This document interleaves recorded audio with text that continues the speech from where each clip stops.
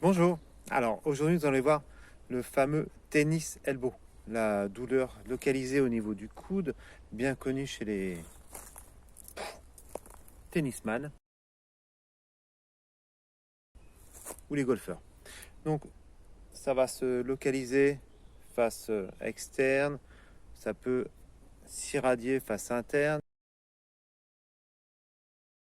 ça peut irradier le biceps, irradier l'épaule, l'avant-bras et la main. Au niveau des doigts, sensation de fourmillement.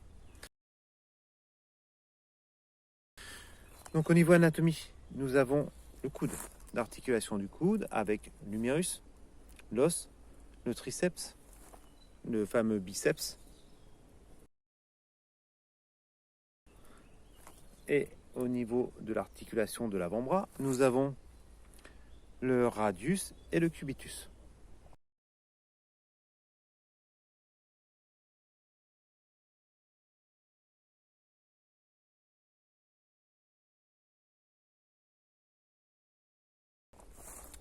Et puis la main avec la carpe.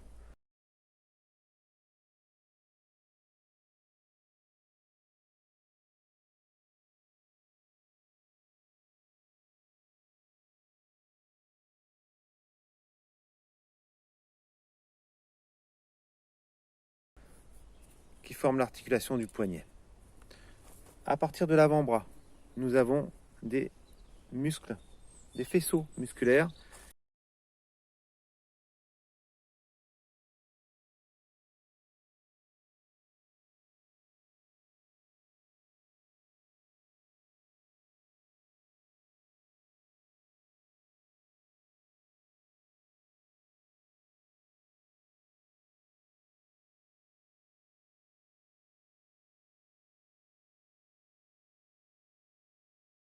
C'est pour ça qu'on dit épicondylite, inflammation avec un it à la fin, sinusite, épicondylite, etc., etc. Donc, au niveau des muscles de l'avant-bras, vous voyez, quand je contracte, nous avons des faisceaux musculaires. Faisceaux musculaires qui viennent travailler jusqu'au coude. Les muscles sont attachés aux os par les tendons, d'où le nom de tendinite. Et les os entre eux sont attachés par des ligaments. Donc, au niveau des douleurs, ça peut être une douleur au palpé, au toucher. Une douleur quand je viens lever au niveau de mon avant-bras, quand je viens travailler en tonification, quand je viens travailler au niveau de mon poignet. Donc tout ça, ça peut être lié. Si vous ne me connaissez pas, je suis Alain Arnoux, éducateur sportif, passionné de sport santé, et de sport bien-être. Donc oui, la santé, c'est normal, c'est comme ça me fait bafouiller. Mais hormis ça, j'interviens aussi à domicile, puisque j'ai des cours de sport santé, j'ai des cours de judo, de self-défense. J'interviens aussi à domicile pour les personnes à mobilité réduite ou les personnes âgées, pour optimiser au mieux leur capacité et qu'ils puissent rester un maximum de temps à leur domicile. Et ensuite que la maladie ou que la vieillesse ne viennent pas en échelle grimpante, mais plutôt en échelle stagnante, stabilisante. Alors nous allons voir aujourd'hui des petits exercices qui vont permettre de soulager cette épicondylite, c'est ce fameux tennis elbow. Étirement qui va venir étirer tous les muscles de la face interne de votre avant-bras. En même temps, ça vient ouvrir le canal carpien. Vous savez, la vidéo que j'avais mis en ligne il y a quelques temps sur le canal carpien, et tout s'est bien fait au niveau des étirements et des étirements dynamiques.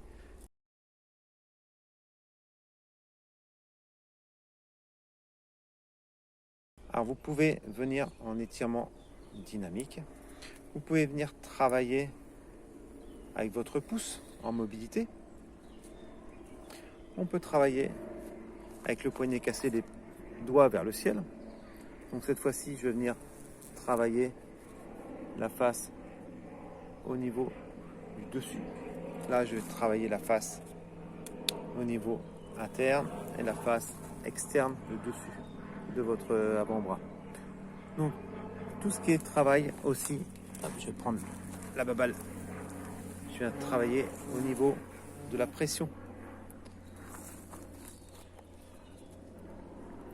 Je viens travailler au niveau du renforcement musculaire, tonification au niveau du poignet, au niveau de l'articulation du poignet, l'articulation du carpe, et en même temps tonification des épicondyliens. Vous voyez comment ça travaille? On peut travailler avec un poids. Alors, je vais me reculer. Je laisse aller mon bras. Donc là, dans le champ de la caméra, on voit moins bien. Et je viens rapprocher mon poignet de mon avant-bras. Mais j'ai le bras complètement détendu. Alors, voilà, ici comme ça. Donc là, je travaille en tonification. Je viens cicatriser mon tendon.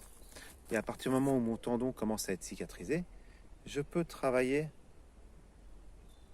cette fois-ci en mobilité, en dynamique. Ce qui fait un travail non seulement du muscle, mais en même temps au niveau du tendon. Donc à chaque fois, on a le bras qui est détendu et je viens travailler en flexion, extension au niveau de mon poignet. Donc là, j'ai pris un poids de 1 kg. Ça peut être différents poids, ça peut être 500 grammes. Donc on peut travailler aussi. Donc vous attachez bien pour être à l'aise au niveau de la petite haltère. Au niveau du poignet, sur l'extérieur. Là, je viens faire travailler. Vous voyez comment ça bouge. Au niveau de mon coude, je tonifie les muscles qui peut-être travaillent le moins. Et ce qui a fait que c'est mon tendon qui a travaillé, qui a été fortement sollicité. Et non pas mon muscle. Ce qui est possible à faire aussi avec un élastique.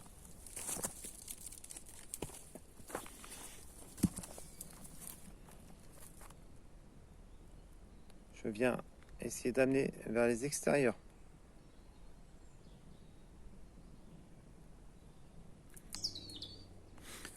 Alors, ce qui est possible à faire aussi, c'est avec un bâton.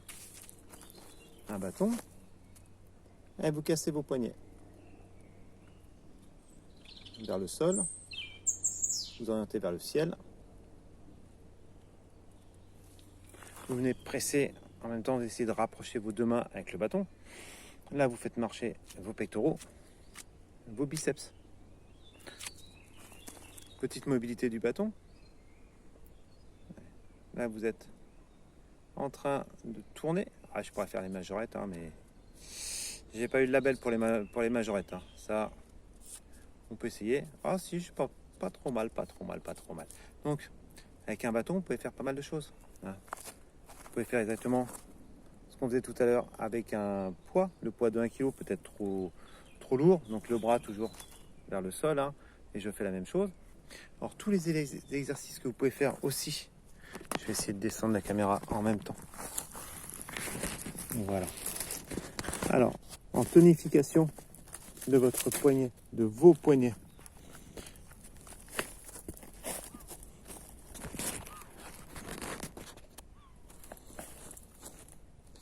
Vous venez orienter, travailler sur les poignets, sur les articulations, sur votre articulation du carpe, de votre poignet, et en même temps, ici, je peux aller sur l'avant, je peux aller sur l'arrière, je suis sur les genoux, sur les genoux, ce qui me permet de pouvoir vraiment orienter. Je peux venir travailler en dynamique, paume de main, je viens presser, je refais la pression avec les poignets, et si on est à l'aise, une fois que tout est guéri, au niveau des poignets, au niveau du coude, on va venir pouvoir faire peut-être des tractions, des pompes. Alors je peux poser les genoux au sol et je peux venir travailler au niveau de mes poignets. Là, je viens tonifier mes poignets. Alors n'oubliez pas que le froid, la glace, a un effet anti-inflammatoire. Vous pouvez faire aussi au niveau de votre coude, au niveau de vos poignets, si vous avez des poignets très douloureux, mais là on parle de l'épicondylite. Alors ce que vous pouvez venir faire au niveau de votre coude, c'est faire des cataplasmes d'argile verte. Vous mettez 2 cm à peu près d'argile dans un mouchoir blanc, vous travaillez l'argile avec une spatule en bois, surtout pas de l'aluminium. Vous plaquez votre argile sur votre coude, vous mettez une coudière, vous mettez un bandage pas trop serré et vous laissez à peu près agir 2 heures au départ si vous n'êtes pas habitué. Ensuite, vous pouvez laisser toute la nuit. Vous avez quelques huiles essentielles, l'eucalyptus citronné, le lavandin, la golterie, qui vont avoir aussi un rôle anti-inflammatoire. Donc n'oubliez pas que la cicatrisation de votre tendon, que ce soit au niveau du coude, au niveau du poignet, au niveau de l'épaule, va passer par un renforcement. C'est ce qui va faire cicatriser votre tendon. Cette vidéo vous a plu, n'oubliez pas de liker, de partager. Surtout de partager parce que vous avez sûrement été confronté, vous ou quelqu'un de votre entourage, à des problèmes de tendinite. Ça peut être tendinite cervicale, tendinite au niveau de l'épaule, au niveau du coude, au niveau du poignet. Donc on va adopter le même principe, un travail quotidien en étirement, un travail quotidien en renforcement musculaire dès que le tendon aura récupéré. Et ensuite, un travail que vous pouvez faire, c'est que un petit rouleau de massage ou peu importe, ou une balle de tennis, vous venez masser, vous venez rouler votre avant-bras pour faire travailler vos fascias. Je vous dis à bientôt. Au revoir.